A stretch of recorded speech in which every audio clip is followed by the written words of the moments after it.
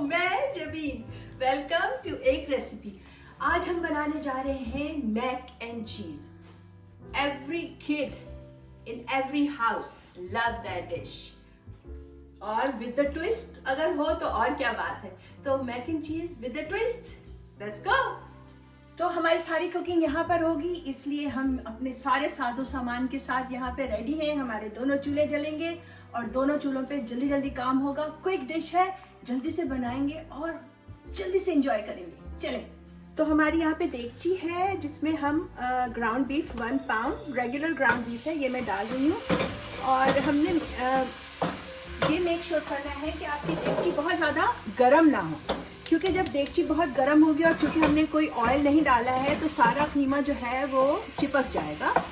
तो आप शुरू में चूल्हा ना जलाएं, कीमा डाल दें, फिर चूल्हे को ऑन करें और फिर इसको किसी वुडन स्पून से जल्दी जल्दी हमने इसको ब्राउन करना है और सेपरेट करना है। और यहाँ पे हमारा पानी गर्म हो रहा है पास्ता के लिए, और अभी हमने इसमें कुछ भी नहीं डाला है।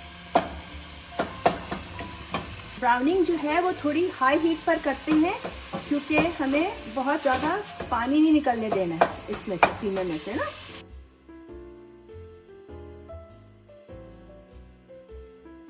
ब्राउनिंग करने में ज़्यादा टाइम नहीं लगेगा, ज़्यादा से ज़्यादा 3 से 4 मिनट।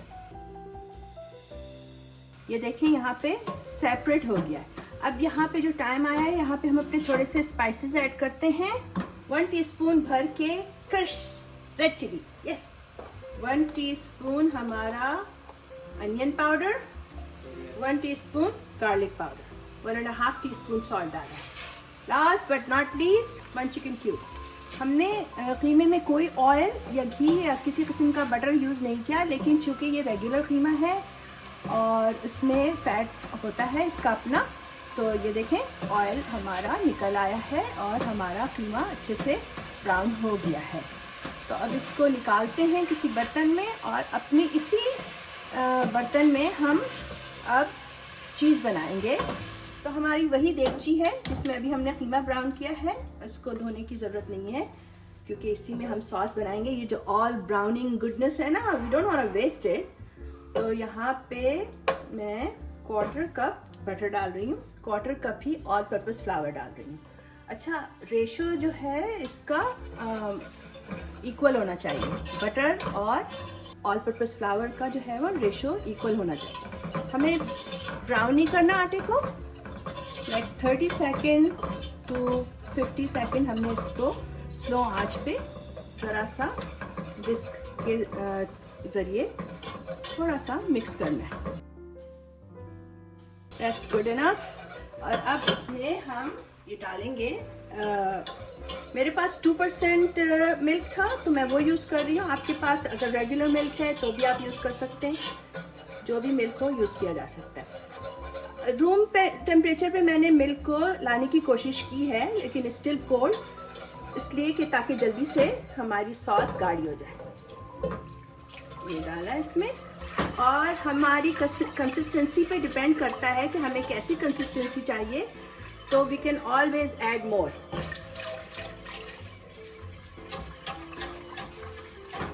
तो अभी 4 कप डाल के देख रही हूँ, अगर ये थोड़ा सा गाढ़ा लगा हमें तो हम और ऐड कर देंगे मिल्क। तो बस हमें स्टर करते रहना है इसको, ताकि जो फ्लावर है वो सॉलिडिफाई ना हो जाए और गुठलियाँ सी ना बन जाए। स्टर करना है और अच्छे से जो भी हमारे ब्राउनिंग हुए हुए बिट्स एंड पीसेस हैं ना, उनको इसमें डाल दें। 3 से 4 मिनट लगे हैं, और इट डिपेंड्स ऑल्सो कि आपका जो आपने मिल्क डाला है वो किस टेम्परेचर पे। अगर रूम टेम्परेचर पे है तो बहुत जल्दी से हो जाएगा, और अगर ठंडा है तो थोड़ा सा टाइम लगेगा। तो बेस्ट तरीका ये है कि आप उसको 1-2 मिनट के लिए मिल्क को हीट अप कर लें। अच्छा, चूँकि अभी हमने इसमें चीज़ डालना है और मुझे लग रहा है कि ये कंसिस्टेंसी थोड़ी सी गाढ़ी है, क्योंकि चीज़ डालने के बाद भी ये गाढ़ी हो जाएगी, तो मैं इसमें 1 कप और मिल्क डालना चाह रही हूँ। तो ये देखिए, मैं इसमें 1 कप और मिल्क डाल दिया मैंने। और देखें सॉस कितनी गाढ़ी होनी चाहिए, या कैसे पता चलेगा कि हमारी सॉस जो है वो रेडी हो गई है, कि जब आप अपना ये सॉस आ गया ना, इस पे आपके बैक ऑफ द स्पून को इसने कोट कर दिया है। और जब when you run your finger through, they are not, the line is not combining together, it's staying wherever it is, वहीं पे है। सही है ना, लाइन कंबाइन नहीं हो रहा है, तो इसका मतलब है कि सॉस थिक इनफ हो गई है। अच्छा, जब चीज़ डालने का टाइम आए, इस चीज़ पे हमने बहुत अटेंशन पे करनी है कि जब हमारी चीज़ डालने का टाइम आए तो हमारी सॉस बहुत जोश ना मार रही हो, बहुत बबल्स, बहुत बॉयल उसमें ना आ रहा हो, क्योंकि जब हम ऐसी कंडीशन में चीज़ डालते हैं तो दूध फट जाता है। तो मेक श्योर करें कि आपका चूल्हा या तो बंद हो जाए बिल्कुल, जैसे कि मैंने अपना चूल्हा बंद कर दिया, या बिल्कुल लो पे कर दें। अब हम यहाँ पे डालेंगे चीज। यहाँ पे मेरे पास ये 1 cup mild shredded cheddar melt होने तक मिक्स करना है। और हमारी दूसरी चीज जो है वो मोज़रेला है, ये भी श्रेडेड, और 1 कप। और इस दौरान हम इसमें अपना, ये देखें कितनी चीज की वजह से गाढ़ी हो गई है ना, दैट्स गुड। तो हमारी सॉस रेडी है और हमारा पानी भी बॉईल हो गया यहाँ पर। अब हम इसमें अपना पास्ता बॉईल करेंगे अकॉर्डिंग टू द इंस्ट्रक्शन। जो भी इंस्ट्रक्शन होती है ना बॉक्स पे, वो फॉलो करेंगे और देखते हैं कि उसमें हमें कितनी देर के लिए बॉईल करना है। तो अब टाइम आया है हमारे चीज सॉस को सीजन करने का। तो काली मिर्चें डालते हैं इसमें, लाइक अराउंड ½ टीस्पून।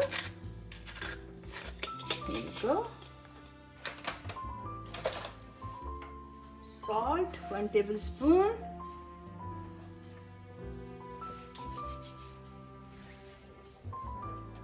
और हर चीज को हमने चख लेना है ना। वैसे भी जब ये सारी चीजें टुगेदर होंगी तो एक दूसरे को बैलेंस करेंगी। हर चीज में नमक है, हमारे कीमे में नमक है, हमारी सॉस में नमक है, हमारे पास्ता में नमक है। तो इसीलिए थोड़ा हाथ हल्का रखना होता है ताकि हम एडजस्ट कर सकें। अच्छा, इसके अलावा इसमें डालूंगी मैं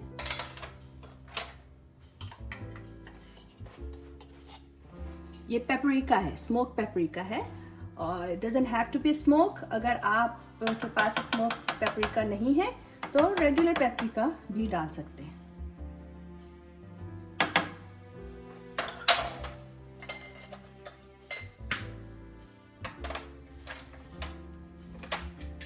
और जो एक लास्ट चीज है वो है हमारा फ्रेशली क्रश्ड गार्लिक। चलें जी, हमारी सॉस रेडी है। और देखें पानी में जोश आ रहा है खूब जबरदस्त तरीके से।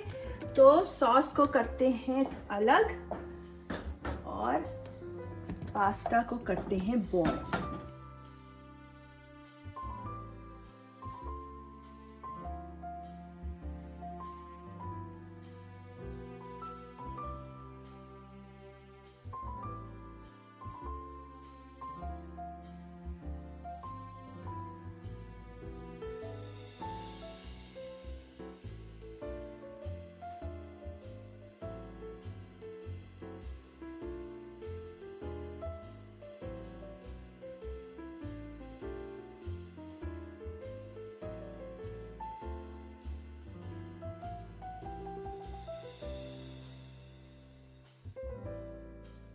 This is actually ready. You can have it just like that and it will be, believe me, very good. But मैं थोड़ा सा ऊपर से ब्राउनिंग करूंगी इसको ओवन में। मैंने ऑलरेडी अपना ओवन प्री हीट करना शुरू कर दिया था 400 डिग्रीज पे। तो इट्स जस्ट हीट थ्रू करना है और ऊपर से थोड़ा सा कलर आ जाए ब्राउन सा। तो मुश्किल से लाइक 5 to 7 मिनट्स लगेंगे और शायद इससे भी कम लगे। तो चले मिलते हैं। हमारी दोनों डिशेस रेडी हो गई हैं। Oh my God, look at this bubbly and the crunch, of course. Here we go. तो हमारी डिश अभी तक बबली है और अब उसको निकालने का टाइम आया है और ट्राई करने का टाइम आया। Look at that, look, alright.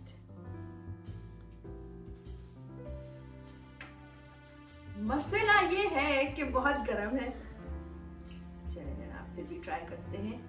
बिस्मिल्लाहिर्रहमानिर्रहीम। No regrets. very rich. Of course, it has cheese sauce in it and keema and pasta, but no regrets. हर चीज का अपना एक डिफरेंट टेस्ट आ रहा है। सॉस में जो भी हमने चीजें डाली हैं, स्पेशली जो गार्लिक की स्मेल है, बड़ी हल्की हल्की सी, और हमारे जो चीज है वो बहुत अच्छे से उसमें ब्लेंड हो गए हैं। हमें मेक श्योर करना होता है कि चीज जो है वो ग्रेनी टेक्सचर ना दे, तो बहुत स्मूथ टेक्सचर आया है। और इसके अलावा पास्ता भी परफेक्टली कुक्ड है, बहुत ज्यादा कुक नहीं हुआ है कि मुंह में जाते ही पता ही नहीं चले कहाँ गया pasta. You have to have a bite to the pasta. और इसके अलावा जो हमने ऊपर से क्रंच डाला है, हल्का सा क्रंच डाला है हमने अपने ब्रेड क्रम का और चीज का, और ऊपर से जो पेपरिका छिड़का है, जबरदस्त, एक्सीलेंट। तो जनाब आप भी ट्राई करें और खुश करें अपने बच्चों को, अपने घर वालों को। और हाँ, याद रखिए मुझे आपने और हाँ, याद रखिए शेयर करना मत भूलिएगा, क्योंकि आपको मेरी रेसिपी अच्छी लगी है, और लाइक भी करते जाइएगा जाते जाते। तो याद रखें, आपके खाने में मजा इंग्रेडिएंट से नहीं आता, प्यार और तवज्जो से आता है। So always cook with your heart. ऐसी और बहुत सारी दिलचस्प और मजेदार रेसिपीज के लिए आइंदा भी मिलते रहेंगे। उस वक्त तक के लिए इजाजत चाहती हूँ। अल्लाह हाफिज।